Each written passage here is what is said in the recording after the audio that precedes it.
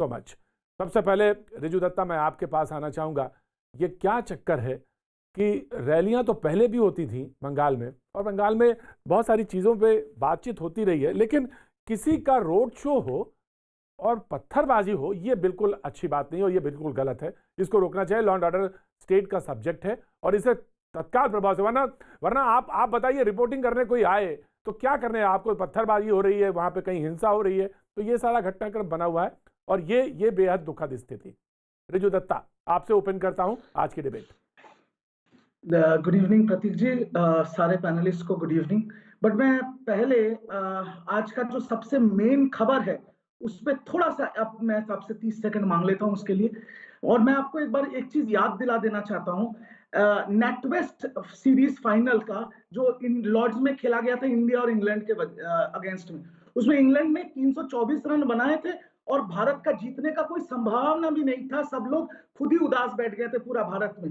But उस time हमारे captain थे सौरव गांगुली और वो आके मारना चालू कर दिया था इंग्लैंड के बॉलर्स को। और वो जो चीज हुआ था उससे टीम का मनोबल ऐसा हो गया था कि आगे चल के इंडिया फाइनल जीत गई और नेटवेस्ट ट्रॉफी जीत गई।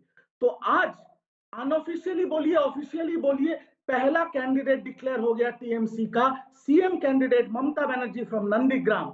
और उन्होंने ये ऐलान करके आज बंगाल चुनाव का पूरी तरह से जंग का ऐलान उन्होंने कर दिया है। और हमारे जैसे प्रवक्ता छोड़ दीजिए, हम लोग तो थोड़े इमोशनल हो ही जाते हैं, जो एकदम ग्रास रूट कैडर है उनके नसों में भी आज आग दौड़ रही है, क्योंकि ऐलान हो चुका है, हमारा मोरल अब आगे है और अभी चैलेंज बीजेपी की तरफ है कि आप कैसे इसको काउंटर करेंगे। और रहा बात आपके मुद्दे पे ये पथराव का बात, देखिए जब हम कभी भी एक पार्टी के तरफ से ये पथराव या वायलेंस कभी भी हम इसको सपोर्ट नहीं करते हैं।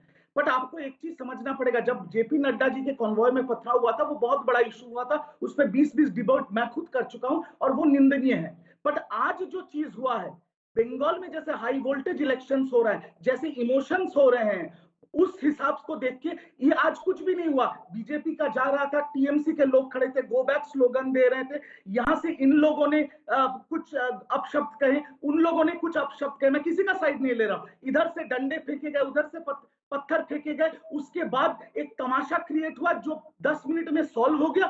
अभी बीजेपी के कार्यकर्ताओं ने फिर लोकल वहां पे लोगों के जो साइकिल बाइक्स वगैरह वगैरह थे वो आक्रोश में आके वो तोड़ दिया, लोकल माहौल खराब हो गया, पुलिस ने आके सिस्टम कंट्रोल कर लिया। और आप अभी भी देख सकते हैं शुभेंदु अधिकारी और वगैरह वगैरह लोग अभी स्टेज पे भाषण दे रहे हैं और हमारे 2 मिनिस्टर खड़े होके वहां का सिचुएशन को नॉर्मलाइज कर रहे हैं। तो ये ऐसा कोई मुद्दा नहीं है सर कि आपके जैसे चैनल में, आपके जैसे होस्ट के सामने इस मुद्दे को लेकर हम ज्यादा बात करें।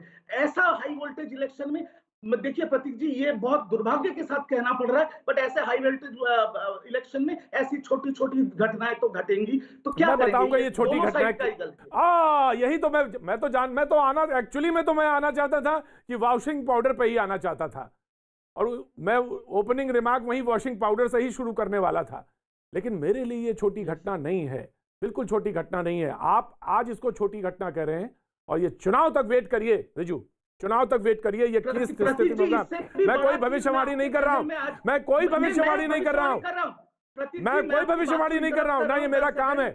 मेरा काम सिर्फ पॉलिटिकल एनालिसिस और उस पर सारी चीजें रखना, और मैं खुद होऊंगा ग्राउंड रिपोर्ट पर। भविष्यवाणी करूंगा प्रतीक जी, मैं एक भविष्यवाणी कर रहा हूं 10 सेकंड कि आगे चल के अभी एक चीज इतना गर्म हो गया है, माहौल इतना गर्म हो गया क्योंकि बीजेपी के पास लॉ एंड ऑर्डर, वायलेंस और प्रियंका छोड़ के आपको मानना पड़ेगा कि कोई मुद्दा नहीं है। मेरे ख्याल से आपने इनको इनफ टाइम दे दिया और इन्होंने एक बात भी मुद्दे की नहीं करी है। प्रियंका तेपरवाल, यस ऑफ कोर्स, तो आपने जो इनसे क्वेश्चन किया था और आपने जो बात उठाई थी कि लॉ एंड ऑर्डर के बारे में आपने कहा था, यहाँ पर जो राज्य में अराजकता है उसके बारे में आपने क्वेश्चन किए, तो उन चीजों पे ये बोल ही नहीं रहे क्योंकि इनका अब मुंह ही नहीं बचा है बोलने का। देखिए जैसे कि इन्होंने बड़ी छोटी घटना कह दी है पथराव को, ये कहते हैं छोटी घटना, तो देखिए सीख तो ये परिवार से ही रहे ना, ममता बनर्जी ही सिखाती हैं। वैसे ही मुख्यमंत्री जो है रेप को सजाई हुई घटना कहती हैं, मर्डर को ये सुसाइड कहते हैं और पथराव को छोटी सी घटना कहते हैं। यानी जब तक कोई मर नहीं जाए, कुछ बहुत ज्यादा यहाँ नहीं हो जाए, उसके बारे में तो ये बात करना ही पसंद नहीं करते, क्योंकि लॉ एंड ऑर्डर इनकी जिम्मेदारी है और ये इसको बखूबी निभा नहीं पा रहे।